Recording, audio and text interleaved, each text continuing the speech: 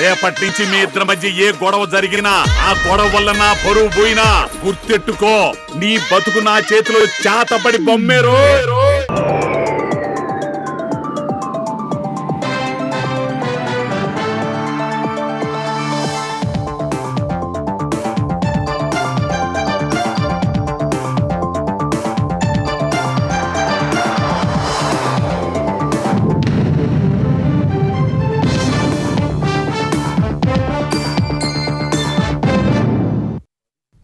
నమస్కారం, ఈటీవీ న్యూస్కు స్వాగతం. ముందుగా ముఖ్యాంశాలు.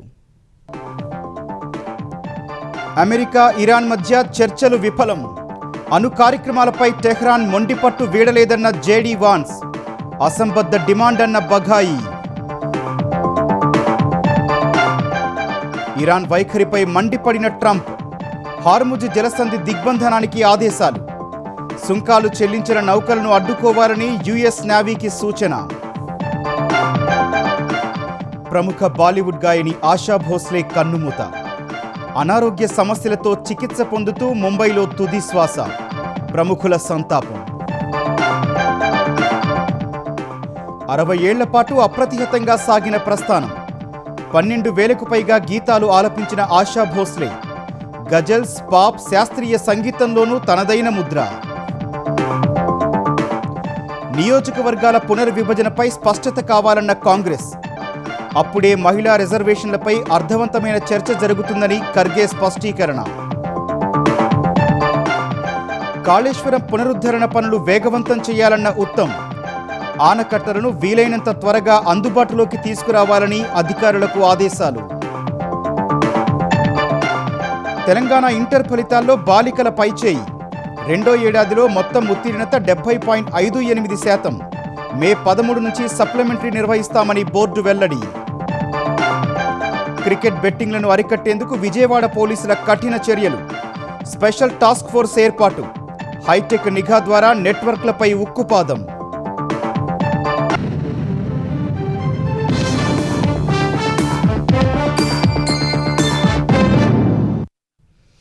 పశ్చిమాసియాలో యుద్ధం ముగించే అంశంపై పాకిస్తాన్లో జరిగిన చర్చలు విఫలమయ్యాయి. సుదీర్ఘంగా జరిగిన చర్చల్లో అమెరికా, ఇరాన్ ఎలాంటి ఒప్పందానికి రాలేకపోయాయి. తమ నిబంధనలు అంగీకరించేందుకు టెహ్రాన్ ప్రతినిధులు సిద్ధంగా లేరని అమెరికా ఉపాధ్యక్షుడు జేడీ వాన్స్ విమర్శించారు. అందుకే ఎలాంటి ఒప్పందం లేకుండా వెనుదిరుగుతున్నట్లు ప్రకటించారు. అగ్రరాజ్యం అసంబద్ధ డిమాండ్లే చర్చల వైఫల్యానికి కారణమని ఇరాన్ దుయ్యబట్టింది. ఒక్క సమావేశంలోనే ఒప్పందం కుదురుతుందని తాము ఆశించలేదని స్పష్టం చేసింది. పశ్చిమాసియాలో యుద్ధ మేఘాలను తొలగించేందుకు పాకిస్తాన్ రాజధాని ఇస్లామాబాద్లో జరిగిన దౌత్య ప్రయత్నాలు విఫలమయ్యాయి. పాక్ ప్రధాని షెహబాజ్ షరీఫ్ మధ్యవర్తిత్వంతో అమెరికా, ఇరాన్ మధ్య జరిగిన చర్చలు ఎలాంటి ఫలితాన్ని ఇవ్వలేకపోయాయి. అమెరికా ఉపాధ్యక్షుడు జేడీ వాన్స్ అగ్రరాజ్య బృందానికి నేతృత్వం వహించారు. ఇరాన్ బృందానికి పార్లమెంట్ స్పీకర్ మొహమ్మద్ బాఖర్ ఘాలిబఫ్ నేతృత్వం వహించారు. 1979 ఇస్లామిక్ విప్లవం తర్వాత ఇరు పక్షాల మధ్య జరిగిన మొదటి ప్రత్యక్ష ఉన్నత స్థాయి చర్చలు 14 గంటల పాటు జరిగాయని, ఇవాళ కూడా కొనసాగుతాయని తొలుత ఇరాన్ తెలిపింది. సాంకేతిక నిపుణుల స్థాయిలో నేడు సంప్రదింపులు ఉంటాయని పేర్కొంది. అయితే ఉదయం మీడియాతో మాట్లాడిన అమెరికా ఉపాధ్యక్షుడు జేడీ వాన్స్ ఎలాంటి ఒప్పందం కుదుర్చుకోకుండానే తాము వెళ్లిపోతున్నట్లు ప్రకటించారు. 21 గంటల పాటు శ్రమించినప్పటికీ చర్చలు ఫలించలేదన్నారు. We've had a number of substantive discussions with the Iranians. That's the good news. The bad news is that we have not reached an agreement that they will not seek a nuclear weapon, and they will not seek the tools that would enable them to quickly achieve a nuclear weapon. That is the core goal of the President of the United States, and that's what we've tried to achieve through these negotiations. Again, their nuclear program, such as it is, the enrichment facilities that they had before, they've been destroyed. But the simple question is, do we see a fundamental commitment of will for the Iranians not to develop a nuclear weapon, not just now, not just 2 years from now, but for the long term? We haven't seen that yet. We hope that we will. We just could not get to a situation where the Iranians were willing to accept our terms. America మితిమీరిన డిమాండ్ల వల్ల ఒప్పందానికి రాలేకపోయామని Iran విదేశాంగ శాఖ తెలిపింది. చర్చల సందర్భంగా వివాదాస్పద అంశాలు లేవనెత్తారని విమర్శించింది. హార్ముజ్ జలసంధి, అణు హక్కులు, మితిమీరిన అమెరికా డిమాండ్ల కారణంగా ఏమీ తేలకుండానే చర్చలు ముగిశాయని ఇరాన్ విదేశాంగ శాఖ అధికార ప్రతినిధి ఇస్మాయిల్ బఘాయి తెలిపారు. ఇరాన్, అమెరికా మధ్య అనేక అంశాలపై అవగాహన కుదిరిందని, 2-3 విషయాల్లోనే అభిప్రాయ భేదాలు ఉన్నట్లు పేర్కొన్నారు. సంప్రదింపులు అవిశ్వాసం, అనుమానంతో కూడిన వాతావరణంలో జరిగాయన్న ఆయన ఒక్క సమావేశంలోనే ఒప్పందానికి చేరుకుంటామని తాము ఆశించలేదన్నారు. దేశ ప్రయోజనాలను కాపాడుకోవడానికి ఇరాన్ తన వద్ద ఉన్న అన్ని సాధనాల్ని ఉపయోగిస్తుందని బఘాయి చెప్పారు. శాంతి చర్చలు విఫలమైన వేళ అమెరికా అధ్యక్షుడు ట్రంప్ సంచలన నిర్ణయం తీసుకున్నారు. హార్ముజ్ జలసంధి నుంచి నౌకల రాకపోకలను అడ్డుకునేలా తక్షణమే సముద్రాన్ని దిగ్బంధించాలని అమెరికా నౌకాదళాన్ని ఆదేశించారు. అంతర్జాతీయ జలాల్లో ఇరాన్కు సుంకం చెల్లించిన ప్రతి నౌకను వెంబడించి అడ్డుకోవాలని స్పష్టమైన ఆదేశాలిచ్చినట్లు ట్రంప్ వెల్లడించారు. చట్టవిరుద్ధంగా టోల్ చెల్లించే వారికి సముద్రాలపై సురక్షితమైన ప్రయాణం ఉండబోదని ట్రంప్ తీవ్రస్థాయిలో హెచ్చరించారు. హార్ముజ్ జలసంధిని తెరుస్తామని మాటిచ్చిన ఇరాన్ ఉద్దేశపూర్వకంగానే ఆ మాట తప్పిందని ట్రంప్ మండిపడ్డారు. ఇరాన్ చర్యలతో అనేక దేశాలు ఇబ్బందులు ఎదుర్కొంటున్నాయని తెలిపారు. ఇకనైనా జలమార్గాన్ని తెరవాలని హెచ్చరించారు. సరైన సమయంలో ఇరాన్ పనిపట్టడానికి అమెరికా సిద్ధంగా ఉందని ట్రంప్ పేర్కొన్నారు. శాంతి చర్చలు విఫలం కావడానికి ఇరాన్ అణు ఆశయాలే ప్రధాన కారణమని ట్రంప్ మండిపడ్డారు. ఇస్లామాబాద్ చర్చల్లో అనేక అంశాలపై ఏకాభిప్రాయం కుదిరినా అణు కార్యక్రమాన్ని విడిచిపెట్టేందుకు ఇరాన్ సిద్ధంగా లేకపోవడం వల్లే ఒప్పందం కుదరలేదని వెల్లడించారు. ఎట్టి పరిస్థితుల్లోనూ ఇరాన్ చేతికి అణ్వాయుధాలు చిక్కనివ్వబోనని తేల్చి చెప్పారు. ఇదే ప్రకటనలో పాక్ నాయకత్వంపై ట్రంప్ ప్రశంసలు కురిపించారు. ఇరాన్పై సాగిస్తోన్న పోరాటం ఇంకా ముగియలేదని ఇజ్రాయెల్ ప్రధాని బెంజమిన్ నెతన్యాహు స్పష్టం చేశారు. తాము ఇంకా వారితో పోరాడుతున్నామని సంకేతాలిచ్చారు. ఇంకా చేయాల్సింది చాలా ఉందన్నారు. పాకిస్తాన్లో అమెరికా, ఇరాన్ మధ్య శాంతి చర్చల సమయంలోనే నెతన్యాహు ఈ మేరకు ప్రకటన చేశారు. ఇజ్రాయెల్ సైనిక చర్యల ద్వారా సాధించిన విజయాలను నెతన్యాహు వివరించారు. అందులో ఇరాన్ అణు కార్యక్రమాలను నిర్మూలించడం కూడా ఉందన్నారు. ఇరాన్ శుద్ధి చేసిన యురేనియాన్ని అమెరికా అధ్యక్షుడు ట్రంప్ చెప్పినట్లు తొలగించాల్సిన అవసరం ఉందని నెతన్యాహు వివరించారు. ఒప్పందం లేదా ఇతర మార్గాల్లో శుద్ధి చేసిన యురేనియంను తొలగించాలని స్పష్టం చేశారు. లెబనాన్తో శాంతి చర్చలకు తాను ఆమోదం తెలిపినట్లు ఆయన పేర్కొన్నారు. కాల్పుల విరమణను కొనసాగించాలని అమెరికా, ఇరాన్లను పాకిస్తాన్ కోరింది. అమెరికా, ఇరాన్ చర్చలపై పాకిస్తాన్ ఉప ప్రధానమంత్రి ఇషాక్ దార్ ఒక ప్రకటన విడుదల చేశారు. ఉభయ పక్షాలు కాల్పుల విరమణ పట్ల తమ నిబద్ధతను కొనసాగించడం అత్యంత అవసరమని ఆయన పేర్కొన్నారు. చర్చలు విఫలమైనట్లు జేడీ వాన్స్ ప్రకటించిన తర్వాత ఆయన ఈ ప్రకటన చేశారు. రాబోయే రోజుల్లో కూడా అమెరికా, ఇరాన్ మధ్య చర్చలను ప్రోత్సహించడానికి పాకిస్తాన్ తన వంతు పాత్ర పోషిస్తూనే ఉంటుందని స్పష్టం చేశారు. కాల్పుల విరమణకు పాకిస్తాన్ చేసిన ప్రయత్నాలు అభినందించినందుకు ఇరు పక్షాలకు దార్ కృతజ్ఞతలు తెలిపారు. ఉభయ పక్షాలు సానుకూల దృక్పథంతో శాశ్వత శాంతిని సాధిస్తాయని ఆశిస్తున్నట్లు ఆయన పేర్కొన్నారు. అమెరికా, ఇజ్రాయెల్తో జరిగిన యుద్ధంలో మరణాల సంఖ్యను ఇరాన్ అధికారికంగా ప్రకటించింది. ఈ యుద్ధం కారణంగా ఇప్పటి వరకు 3375 మంది ప్రాణాలు కోల్పోయినట్లు ఇరాన్ ఫోరెన్సిక్ విభాగం వెల్లడించింది. ఈ మేరకు మరణాల వివరాలను ఇరాన్ ఫోరెన్సిక్ మెడిసిన్ ఆర్గనైజేషన్ అధినేత అబ్బాస్ మస్జేదీ అరానీ మీడియాకు చెప్పారు. ఫోరెన్సిక్ అధికారులు ఇప్పటి వరకు 3375 మృతదేహాలను గుర్తించినట్లు వెల్లడించారు. మృతుల్లో 2875 మంది పురుషులు, దాదాపు 500 మంది మహిళలు ఉన్నట్లు అరానీ తెలిపారు. దాడుల తీవ్రత దృష్ట్యా మృతుల సంఖ్య పెరిగే అవకాశం ఉందని ఆందోళనలు వ్యక్తమవుతున్నాయి. హెజ్బొల్లా ఏరివేతే లక్ష్యంగా ఇజ్రాయెల్ జరుపుతున్న భీకర దాడులతో లెబనాన్ విలవిల్లాడుతోంది. ఇజ్రాయెల్ దాడుల్లో లెబనాన్లో ఇప్పటి వరకు మరణించిన వారి సంఖ్య 2000 దాటినట్లు ఆ దేశ ఆరోగ్య శాఖ వెల్లడించింది. మరో 6436 మంది గాయపడినట్లు పేర్కొంది. గత 24 గంటల్లో లెబనాన్లోని 200కు పైగా హెజ్బొల్లా స్థావరాలపై ఇజ్రాయెల్ రక్షణ దళం విరుచుకుపడింది. ఈ దాడుల్లో పలువురు హెజ్బొల్లా మిలిటెంట్లను హతమార్చినట్లు ఐడిఎఫ్ తెలిపింది. భారతీయ సంగీత ప్రపంచంలో ఒక శకం ముగిసింది. 7 దశాబ్దాల పాటు తన మధుర గాత్రంతో కోట్లాది మందిని ఉర్రూతలూగించిన ధృవతార నేల కొరిగింది. ప్రముఖ బాలీవుడ్ గాయని ఆశా భోస్లే ఇక లేరు. కొంతకాలంగా అనారోగ్యంతో బాధపడుతోన్న ఆమె ఇవాళ ఆసుపత్రిలో చికిత్స పొందుతూ తుదిశ్వాస విడిచారు. ఆశా భోస్లే మరణంతో యావత్ సంగీత ప్రపంచం శోకసంద్రంలో మునిగిపోయింది.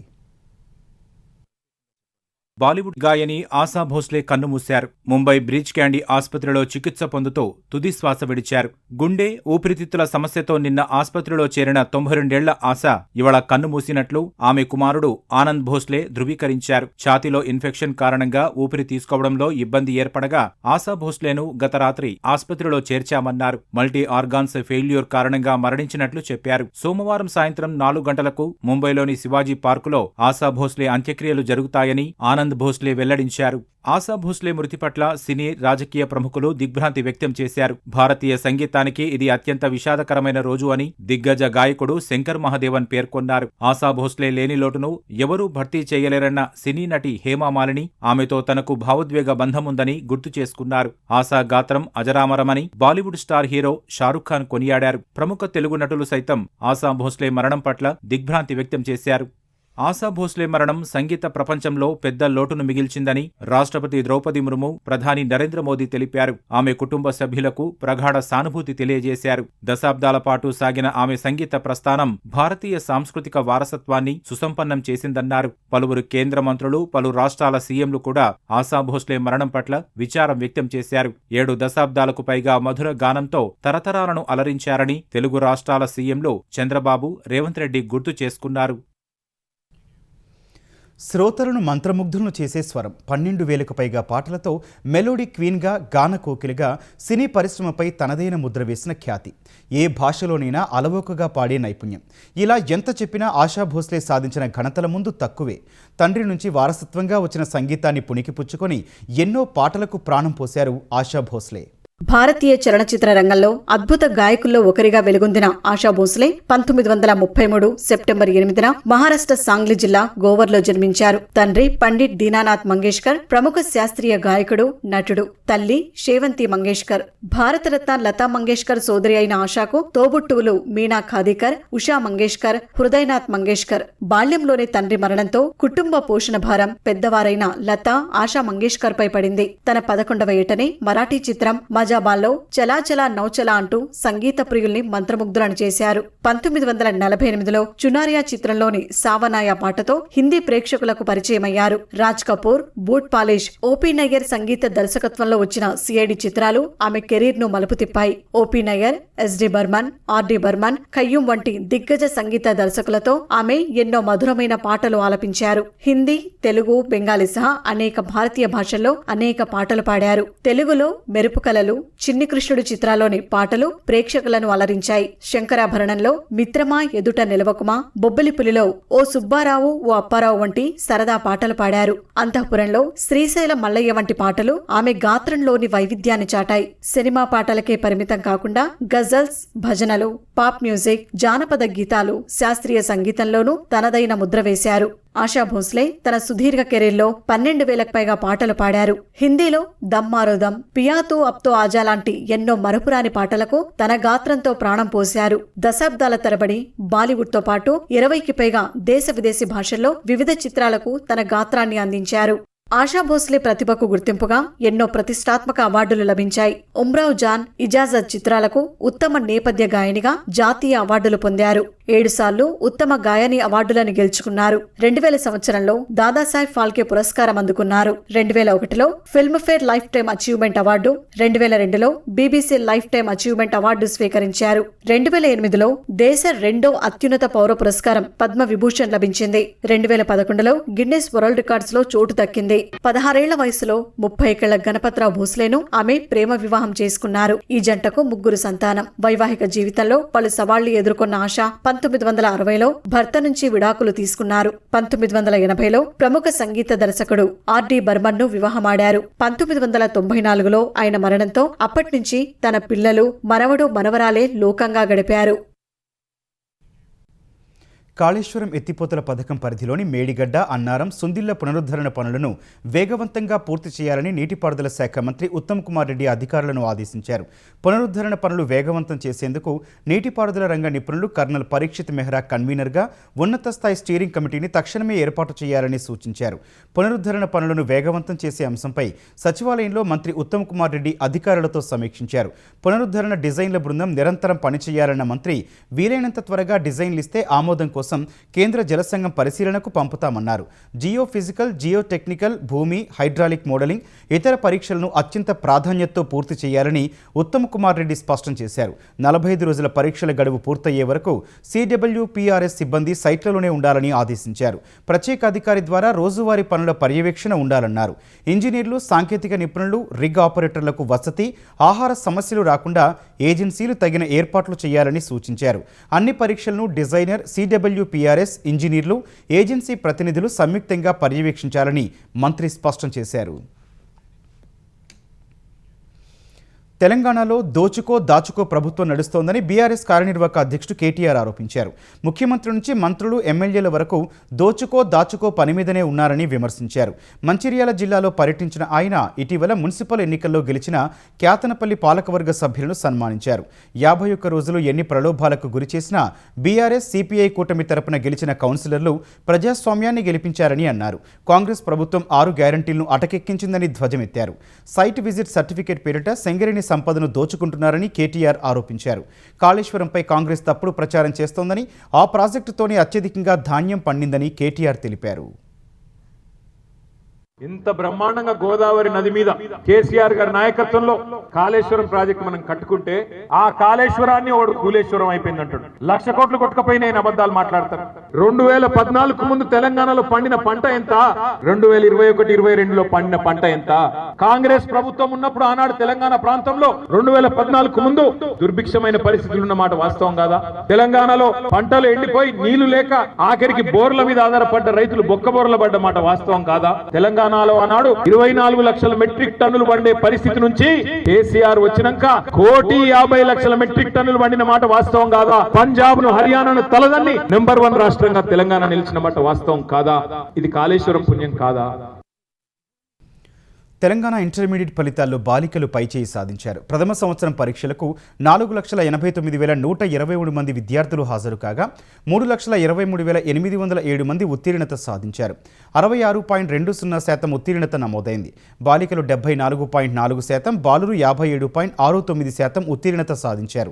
ద్వితీయ సంవత్సరం పరీక్షలకు 5,07,948 మంది హాజరు కాగా 3,58,940 మంది పాస్ అయ్యారు.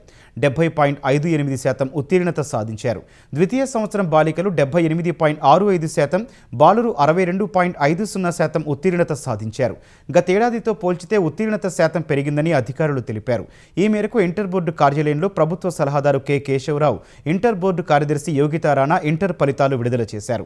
ఫలితాలు వాట్సాప్లోనూ చూసుకునే అవకాశం కల్పించారు. రీకౌంటింగ్, రీవెరిఫికేషన్కు రేపటి నుంచి దరఖాస్తులు స్వీకరిస్తామని అధికారులు తెలిపారు. మే 13 నుంచి సప్లిమెంటరీ పరీక్షలు నిర్వహిస్తామని వెల్లడించారు. ఐపీఎల్ కొనసాగుతున్న దృష్ట్యా క్రికెట్ బెట్టింగ్లను అరికట్టేందుకు విజయవాడ పోలీస్ కమిషనర్ రాజశేఖర్ బాబు కఠిన చర్యలకు ఉపక్రమించారు. ఆన్లైన్, ఆఫ్లైన్ బెట్టింగ్లను అరికట్టేందుకు స్పెషల్ టాస్క్ ఫోర్స్ బృందాన్ని ఏర్పాటు చేశారు. సైబర్ క్రైమ్ డీసీపీ కృష్ణప్రసన్న ఆధ్వర్యంలో ఏసీపీలు భానుప్రకాష్ రెడ్డి, పవన్ కుమార్, మానస, శ్రీవేదతో ప్రత్యేక బృందం ఏర్పాటైంది. ఈ బృందం హైటెక్ నిఘా ద్వారా బెట్టింగ్ నెట్వర్క్లపై డిజిటల్ వార్ నిర్వహించనుంది. ఆన్లైన్ బెట్టింగ్ యాప్లు, వెబ్సైట్లు, డార్క్ వెబ్ కార్యకలాపాలను నిరంతరం పర్యవేక్షించనుంది. బాల్ టు బాల్ బెట్టింగ్ జరిగే ప్లాట్ఫామ్లలో లావాదేవీల సరళిని విశ్లేషించి అనుమానితులను గుర్తిస్తారు. ఫేస్బుక్, ఇన్స్టాగ్రామ్, టెలిగ్రామ్ వంటి సోషల్ మీడియా వేదికల్లో జరిగే బెట్టింగ్ ప్రచారాలపై నిఘా పెంచారు. హాట్స్పాట్లలో సీసీటీవీ ఫుటేజ్ విశ్లేషణతో పాటు గ్రౌండ్ లెవెల్ సమాచారం సేకరిస్తారు. సులభంగా డబ్బు సంపాదించాలనే వ్యామోహంతో బెట్టింగ్కు పాల్పడితే చట్ట ప్రకారం కఠినమైన క్రిమినల్ కేసులు నమోదు చేస్తామని సిపి హెచ్చరించారు. నిందితులపై సస్పెక్ట్ షీట్లు తెరవడంతో పాటు బ్యాంకు ఖాతాల ఫ్రీజ్, డిజిటల్ పరికరాల స్వాధీనం వంటి చర్యలుంటాయని స్పష్టం చేశారు. దీనివల్ల భవిష్యత్తులో ప్రభుత్వ ఉద్యోగాలు, విదేశీ ప్రయాణాలకు ఆటంకాలు ఏర్పడతాయన్నారు. తల్లిదండ్రులు తమ పిల్లల నడవడికపై పర్యవేక్షణ ఉంచాలని, యువత బాధ్యతాయుతంగా వ్యవహరించాలని కోరారు. వైసీపీ రక్త చరిత్రనే రాజనీతిగా మార్చుకుని రాజకీయం చేస్తోందని ఆంధ్రప్రదేశ్ జలవనరుల శాఖ మంత్రి నిమ్మల రామానాయుడు ధ్వజమెత్తారు. ఉగ్రవాదాన్ని మించిన ఉన్మాదంతో జగన్ వ్యవహరిస్తున్నారని, గొడ్డలి పార్టీకి ప్రజలు రాజకీయ సమాధి కట్టాలని కోరారు. విధ్వంసం, వినాశనాలతో కూడిన మహిళా యూత్ పాలసీలను వైసీపీ రూపొందించిందన్నారు. రాజకీయాలకు అడ్డొస్తే బంధు ప్రీతి అనేది కూడా లేకుండా సొంత బాబాయిని కూడా గొడ్డలిపోటు వేసిన చరిత్ర వైసీపీ సొంతమని నిమ్మల ఆరోపించారు. జగన్మోహన్ రెడ్డి పార్టీని పెట్టి రాజకీయాల్లోకి వచ్చి రాజకీయ వ్యవస్థనంతా కూడా కలుషితం చేసినటువంటి పరిస్థితి. తర్వాత అధికారంలోకి వచ్చి పరిపాలనంతా కూడా కలుషితం చేసి రాజకీయ నాయకుల్ని, అధికారులను కూడా కలుషితం చేసినటువంటి వ్యక్తి. అంచేత ఇటువంటి వ్యక్తికి రాజకీయ పార్టీని నడిపేటువంటి నైతిక అర్హత వీరికి లేదు. ఇటువంటి గొడ్డలి పార్టీ పట్ల ప్రజలందరూ కూడా అప్రమత్తంగా ఉండవలసినటువంటి అవసరం ఉంది. ఇటువంటి గొడ్డలి పార్టీకి రాజకీయ సమాధి కట్టవలసినటువంటి అవసరం ఉంది. ప్రకాశం జిల్లా అద్దంకి మండలం ధర్మవరంలో ఆర్ఎంపీ వైద్యుడు ఎం కోటిరెడ్డి దారుణ హత్యకు గురయ్యారు. అర్ధరాత్రి కొందరు వైద్యం కోసమంటూ ఆర్ఎంపీ వైద్యుడు ఇంటి తలుపు తట్టారు. ఆయన భార్య ఆదిలక్ష్మి తలుపులు తీయగా ముగ్గురు వ్యక్తులు ఇంట్లోకి చొరబడ్డారు.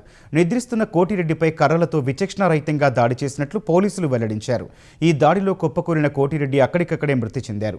కళ్ళెదుటే దుండగులు భర్తపై దాడి చేస్తున్నటాన్ని చూసి భార్య ఆదిలక్ష్మి స్పృహ కోల్పోయారు. సమాచారం అందుకున్న పోలీసులు తెల్లవారుజామున 3 గంటలకు ఘటనా స్థలానికి చేరుకున్నారు.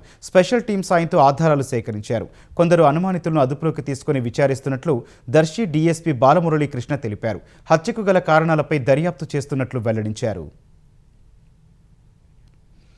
ఫైనాన్స్ మోసం పేరుతో తప్పుడు ఆరోపణలు చేస్తున్నారంటూ ప్రముఖ గాయని మంగ్లీ పంజాగుట్ట పోలీస్ స్టేషన్లో ఫిర్యాదు చేశారు.